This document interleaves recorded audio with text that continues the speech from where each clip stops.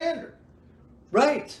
And the thing is that they can't be dictated from higher up, which is where everybody who's a real activist who doesn't ever want to see back fat or boobs will go, because the higher you go, the more people you affect and the wider the area. Well, it's wonderful, that solution, the constitutional solution, because if you're one of these discussing exhibitionists and you want to be in a discussing exhibitionist community, you can be. But Sure. if you're a normal person, you can just be normal. And Isn't that wonderful? And here's the problem: is that we have, and there's was something that is now. I read an article from Salt Lake City. There was an escort who flashed her boobs, and so therefore she was brought up on charges, and her lawyer thinks that he can get her off from the charges at this point. And the reasons, or the things was that the state of Utah does not allow full nudity in a private establishment. So they have violated the private ownership rights, the private property rights of somebody who wants to have a gentleman's club and have it the way he wants to have it. Right. So long as nobody is harmed, the state does not have a legitimate concern there that they can make a law, a dictatorial law. It's human nature, and it's the law of the universe, of entropy, where we have this beautiful governing document that is almost transcendent. It's almost religious how well it was constructed and how brilliantly conceived.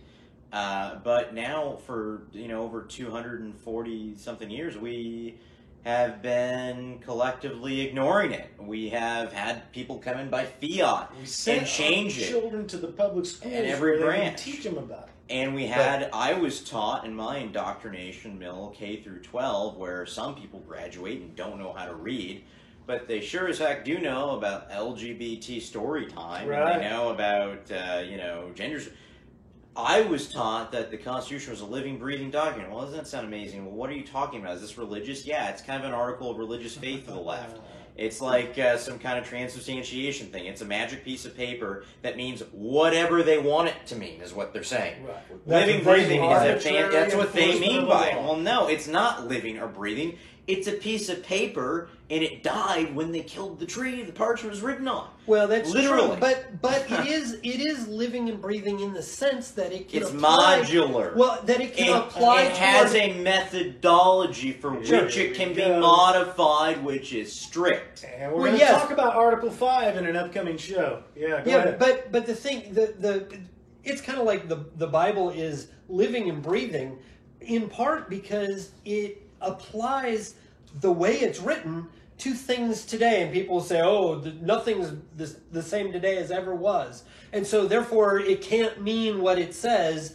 And it's like, no, it does, and it does apply in these these supposedly new circumstances, and it applies the same way as it would have when we didn't have the internet and airplanes and things like that. If you get enough people together, you can add the Joseph Smith module to the Bible. It's a cause and effect is the reality we live in, and the effect is never changing. The causes change all the time, but the effect is never ending. There is no new effect under the sun.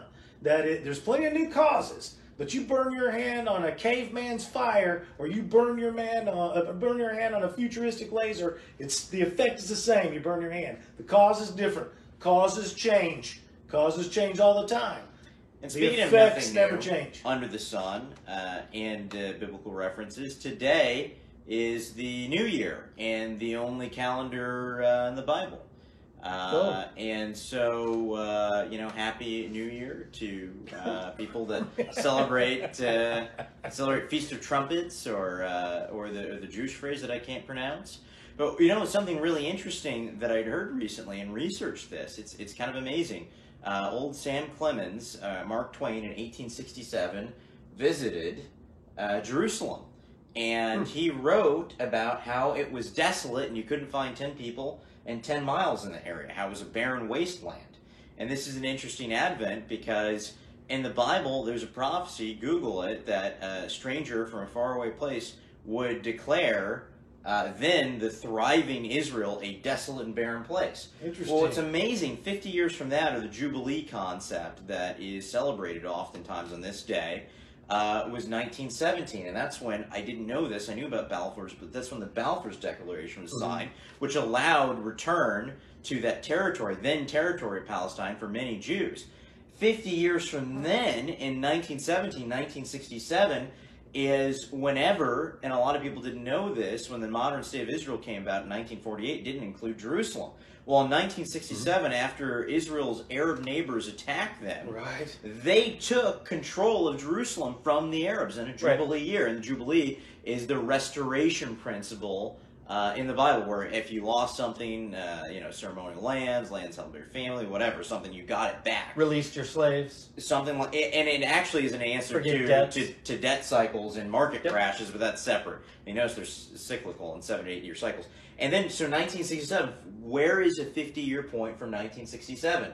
You end up in 2017, where our current president, Trump, declared Jerusalem the only capital of Israel. And exclusively the capital, which in a way is an international jubilee. So they got it in the international eye, Israel, their capital back. Very, very. I didn't realize that happened in a jubilee year. Yeah. You're not a numerologist, are you, Dave? No, I found out about this recently. It's part of their of the Jewish calendar. So, well, I want to get a grip on this boob story and get an intense look at it. More puns. Just want to finish more off. Of a you want to fill it out? I just want to milk this boob story for all it's worth. The thing is that people need to know at the local level, the way that this is literally the topless skate is political agitation. It's not just people saying, oh, it should be that, so this one gal says, this wonderful April gal, she says that showing breast is not lowering the standard. Men have been doing it for years. It is, though, and my point was to her that she's lowering or offending the standards that exist today in the local community. Maybe dudes should put on their shirts, too. She said, I agree with that. If you are a man and you have man boobs and back fat, put on a shirt. Put on a shirt, I don't want to see it. I don't want to see it. I don't wear a muscle shirt for a reason. So she says it is, though, embracing the new standard and enlightening the community to that standard. Well, there it is. She told me before that her political views didn't matter, but now, later in the thread, she's enlightening the community. So I told her, you, ma'am, are deceitful. Your politics clearly have everything to do with this engagement. You claim my political views have nothing to do with what I want to wear, and that is bullcrap. You now admit it's all about enlightening the community, and then they reaction shame. And that is what the whole topless thing was about, was to create an event, they provoke a response, so they can say, you don't get to have that response. And remember, she had to enlighten you, because, and we never talk to liberals like this, do we? No. Let us proselytize you or whatever. They educate you. They want to enlighten, because to them, going back to the empirical research conducted by leftists, they cannot empathize. They simply feel that your views are ignorant, unenlightened, evil, morally depraved. And so she is proselytizing to you her religion of secular humanism, of leftism, because you're an unwashed heathen. And she's free to have her reaction to the existential community standards, but I'm not free to have my reaction. She's the arbiter of my life. And that is the key thing. If you notice, let's go. We're happy to let liberals have their views. The vast majority of us, everyone at this table, we're happy to let them have their views. No problem. We never say you don't have a right to that opinion. Never. But what does the left say all the time? You do not have a right to that opinion. Right. We are living, we're okay with that. They are not okay with us having our opinions. They feel that we should be okay and even embrace their opinions, but they don't feel they should extend the same courtesy to us. Yeah, that's called tolerance. So you can see how society has moved this far left.